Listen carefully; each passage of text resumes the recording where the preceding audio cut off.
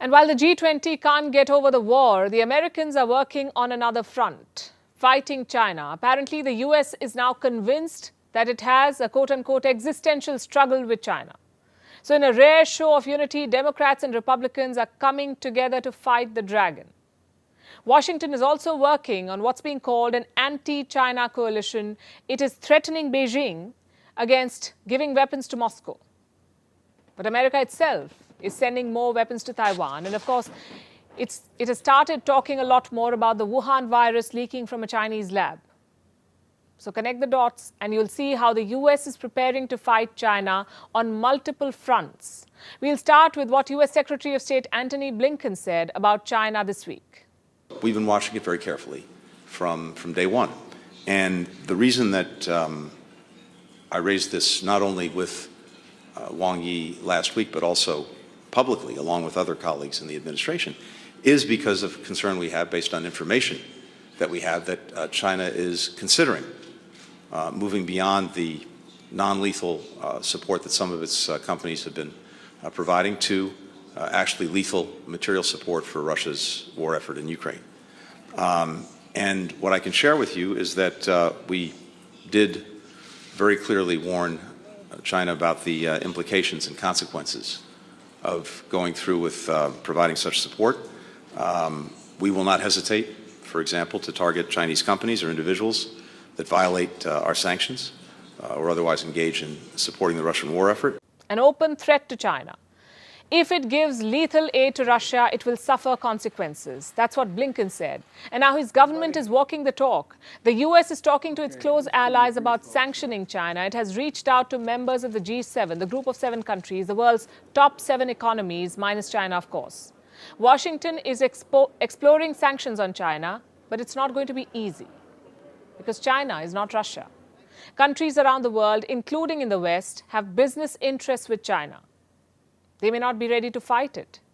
In fact, one of them says there isn't enough intel about China providing support to Russia. The US, on its part, says it is constantly providing all relevant intelligence to its allies. And therein lies the crack in America's embryonic alliance against China. Nonetheless, Washington is exploring the possibility of sanctions. And while it prohibits China from giving weapons to Russia, the US itself continues to give more weapons to Taiwan. Of course, they can justify it, but the contrast is obvious. The US has approved a $619 million arms sale to Taiwan. This includes missiles for Taiwan's F-16 fighter jets. They're talking about hundreds of missiles and $619 million, figures that China won't like. And there's more. On Tuesday, the House Foreign Affairs Committee passed 8 bills. What do these bills do? They either support Taiwan or they counter China. Either way, they hurt China's interests and ambitions. And from Beijing's perspective, Washington is being hypocritical. If the US can arm Taiwan, why can't China arm Russia? That's their question. And China isn't as polite as the US when it comes to issuing threats. We urge the US to pull back before it's too late, stop stepping on the edge, taking salami tactics, and breaking through red lines over the Taiwan question, as well as quit confusing the public and talking nonsense. If the US persists, it will cause severe consequences and pay a heavy price. Quit confusing the public and talking nonsense. China is not mincing words. It is also unwittingly bringing together American lawmakers, and at prime time, no less. There's a new Congress in place on Capitol Hill. Republicans control the House of Representatives. Democrats have a thin lead in the Senate. There's an important committee in the House of Representatives. It's called the House China Select Committee. This committee focuses on economic and security competition between the US and China. It's more or less the committee that drives US policy vis-a-vis China. On Tuesday, this committee had a session, and China became a punching bag.